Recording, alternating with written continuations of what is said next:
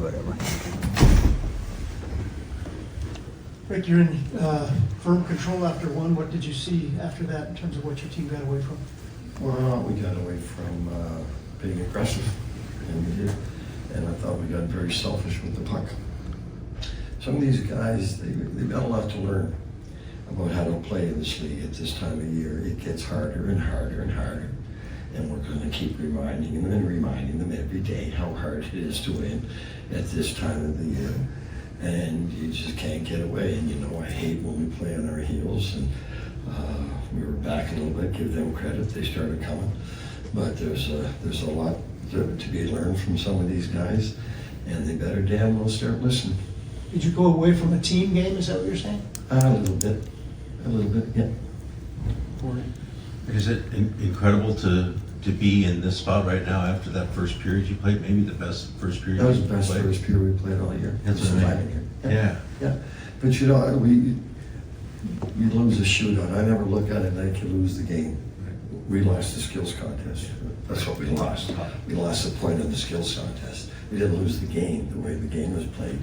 And that being said, like, you know, you take those penalties in the third period against a team like they've gotten, and you're going to pay. So it's unfortunate we took those penalties, but it's not from lack of trying. It's heart and soul, and sometimes it bites you a little bit. And, yeah, that was probably the best first period since I've been here. And we're going to build on that.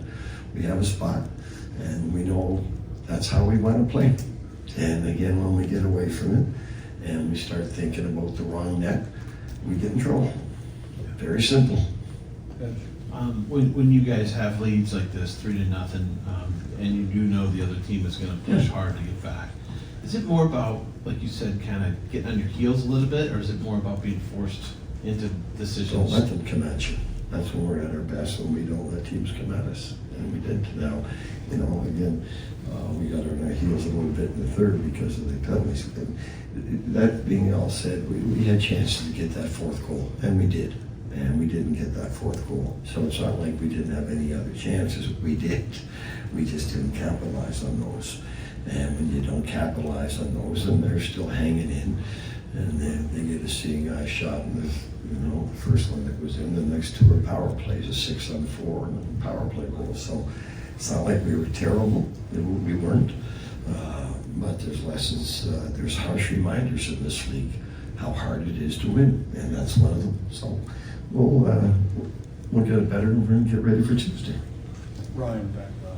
You talk about some of the guys having a lot to learn at this time of year. Is the only way they can learn that going through it? And then are those hard conversations for some of them? Well, it'll be hard. It'll be hard for me. It'll be hard for them. Yeah, there are. Listen, I've been talking to them about since the break how hard it is to get into the playoffs. It's hard. And every game gets harder. And it does. And they're going to keep hearing me say that right till the final whistle of the season. And we're just saying we're not backing off. It's got to register. Mike, you lost a player now in each of the last 3 games. What do you know about Olivier and just how tough has that been to keep losing? It's going to be reevaluated tomorrow. And that's a tough loss. You know, he wanted to be aggressive, and he's one of our most aggressive forwards, right? It's hard to play against, and when we take him out of that lineup, that's a big hole. So, but that's things out of our control. Did it seem to you at the end of the game like a lot of the face-offs? Did your team lose a lot of those? And is there a way you want to handle the end-of-game situation better? We keep during the game. We keep track of who's winning and who's losing against who's winning against who's losing against who, and we keep very close track of that.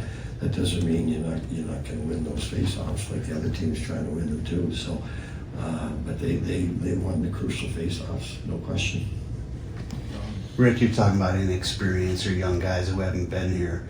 How much of losing a game like this do you have to fight not, that lingering for the next game or two? I know they're pros, but we'll move on. We'll get them ready for Tuesday.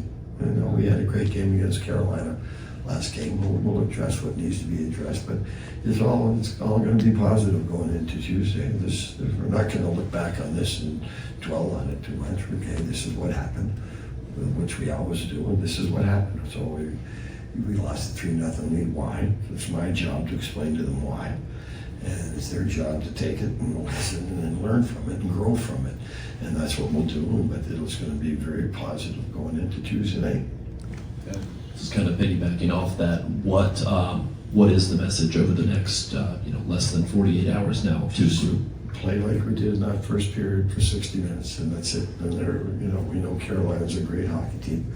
One of the best 60-minute games we played since I've been here was our last game against Carolina.